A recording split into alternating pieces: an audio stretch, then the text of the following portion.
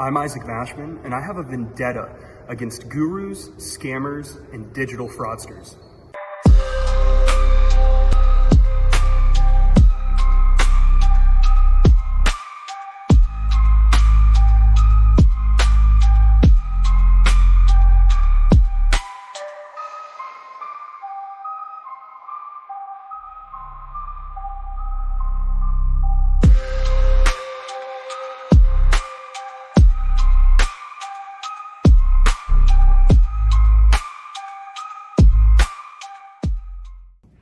So I don't know about you, but mama raised me with some degree of moral code, some degree of ethics, of belief, of understanding what is right and what is wrong. I cannot say the same about a lot of the people on the internet. Now, I'm not trying to be the CoffeeZilla of the personal branding space or anything like that, and maybe call me uptight for even recording this video, but I believe it's important to address some of the scammers, the gurus that don't deserve the title of guru, some of the people who, are even arguably fraudsters, fraudulent people, fraudulent individuals. Now, maybe it's my being in Boy Scouts and being raised around military men. Maybe it's me going to church and being raised in some kind of household like that. I don't care, because at the end of the day, I know that I have some degree of moral backbone. I know what's right and what's wrong. I have some ethical standing, knowing that what as a society is generally acceptable. But I want to raise some awareness with you about some of the activities that people are engaging in online that you might have fallen victim to yourself. And that's what this video is all about. As long as there's people, there will always be those scumbags who engage in illegal activities, that will look for the shortcut, or that will do things that are egregious and things that really don't fall underneath society's standards. There's no disputing that fact.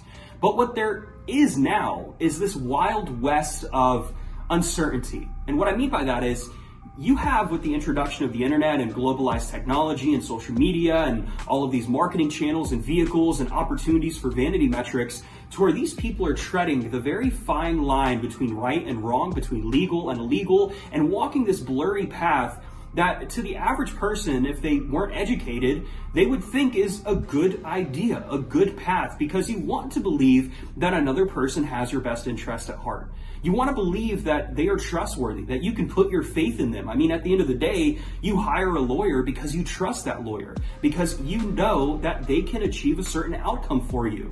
And unfortunately, with the internet space, it's not all bright and sunny. So why would these people even go and engage in these activities when there are proper methods of achieving success? I knew when I started out that, I wanted to obviously get rich quick. I wanted to have those $10,000 and $100,000 months overnight, but I came to the quick realization, the brutal realization, that that's not how that works. But I also came to realize that I could spend all of my time and energy and concentrate that and build a business. And so the first reason is they want things that they don't deserve. They want to get rich quick. They want to take the easy path. They want to take the shortcut. And it's much easier to scam or sell something that isn't valuable in its intrinsic value, but in its perceived value. There's a big distinction there. If they can convince you that paying $10,000 for a feature in Forbes that is technically illegal, which I'll tell you more about that here in a couple of minutes, they just made $10,000 for an hour's worth of work. That's a pretty good conversion. But does that mean it's right? No. Imagine how much time they might have had to put in to actually learn their craft and learn a skill set. It took me 5 or 6 years to even feel comfortable referring to myself as a consultant. And when I launched Mashman Consulting Group, it was a huge leap of faith for me, but I knew that I had the track record and experience to back up my claims that I was a consultant. And that didn't happen overnight. So again, I chose the path that was more complicated, but will pay off in the long run, because your reputation matters. Because your reputation stays with you for your entire life, and you'll only have one.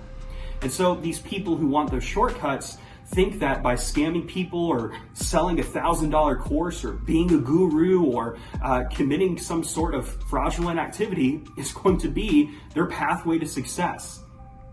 Same thing and same concept as creating some crap coin, some shit coin, and rug pulling and walking away with millions of dollars. That just isn't right. So as a lot of you know, I've been working on the second edition of my book, Personal Branding, a Manifesto on Fame and Influence. Published the first edition a few years ago. The second edition is, man, it's night and day. I'm really excited about it. And one of the chapters that I've been writing is called The Leaning Tower. And I refer to your reputation and by extension, your personal brand as the equivalent of a tower of cards. You think about stacking up the cards, right? And trying to balance one card on another one. And the reason I make that analogy is your reputation is quite similar because one wrong move, it all topples down. And so these people are really short-sighted in what they're doing and the activities that they're engaging in. They might think that, hey, I can make a quick buck today, but they don't have the wherewithal to think about how 10 years from now they'll never get hired again, or somebody won't want to work with them because they go and look into that person's past and they see a bunch of dirt, they see a bunch of, horrible things. And to share a personal story from my own life, what happened recently is since my speaking engagement in Denver, where I spoke at the Atlantic OWASA conference, I've been looking to get on a lot of speaker bureaus, and it's been a goal of mine to land more representation and to boost my credibility and speak on 24 stages in 2025. Well, one of the bureaus that I reached back out to me. We had a conversation and things were going really well. And then I started to look into the guy's history and I couldn't find a lot of information about him. I saw some negative reviews on the company page. I brought them up. He addressed them. But even before that, we were on a call and we were talking back and forth and he brought up about how he met this celebrity at a strip club. And I was thinking to myself, number one, this guy's in his late 50s, possibly early 60s. He's this world-renowned speaker. Yet am I going to be represented by somebody who on a first call is talking about some strip club experience? Probably not. Another story would be a few years ago, I was talking to somebody who approached me about joining his business, and it wasn't an MLM, but it was a affiliate, business model. And he told me, he said, Isaac, if you go to the bar and you have 2,000 followers compared to having 100,000 followers, or I think he might have said 70,000, and you approached a girl, would she be more likely to come home with you at 2,000 or come home with you at 70 or 100,000? And I was thinking, man, this guy doesn't know me at all. And that showed me just how slimy these people can really be. And so don't focus on building a tower of cards. Focus on building a skyscraper like the one I'm in right now with my office at the Mashman Consulting Group headquarters, and lean into that strong foundation. Be proud of it and be leveraging it. So now let's go ahead and talk about some of the most common things that you'll be seeing.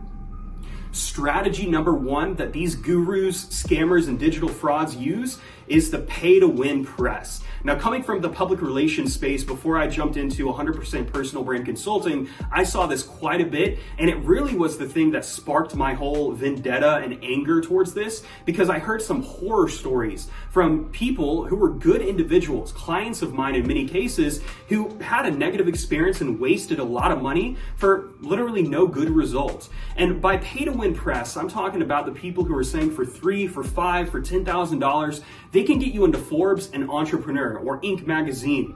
And I myself have been able to land features in Forbes this year and Entrepreneur and newspapers and make radio appearances, and I haven't paid a single penny for any of them because it is still possible to get press for absolutely free.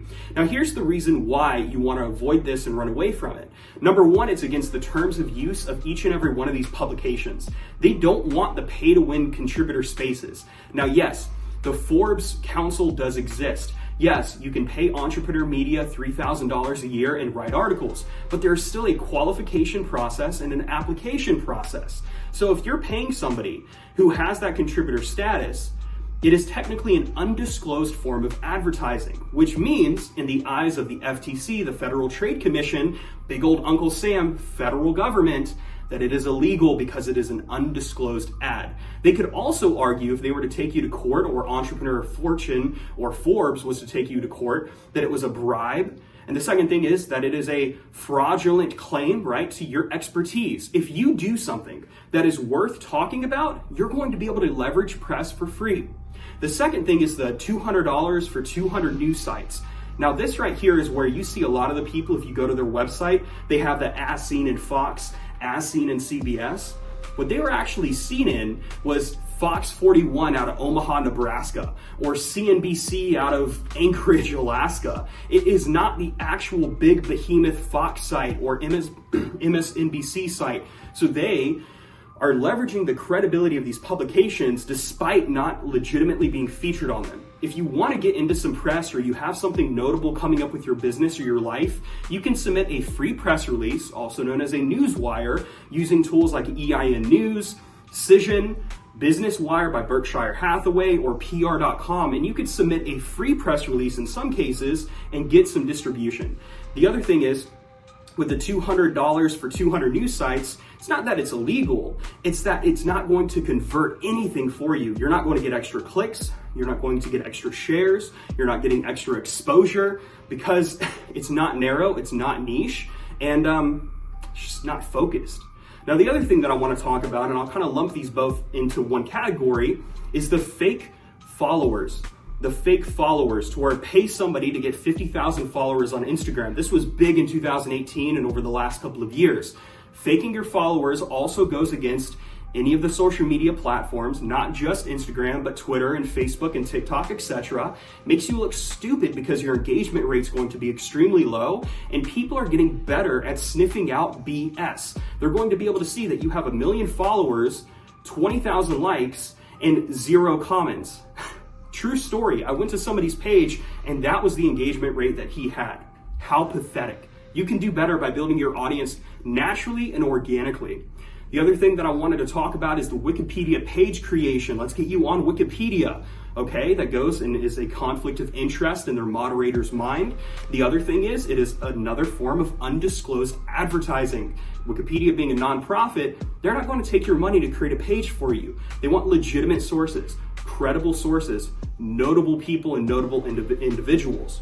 The other thing that I'll talk about is, especially in the guru side, the pay to win course, to where they're going to pay you, or you pay them $1,000 for their course that will make you $1 million. Now, I know a lot of people say that, hey, I've exited 100 companies, I've made $100 million, yet if you do a deep dive and you Google their name, you never find any information about them. So yes, they're making all these great claims, but none of it is publicly accessible, which means it's not verifiable, which means in your mind, how truthful are they being?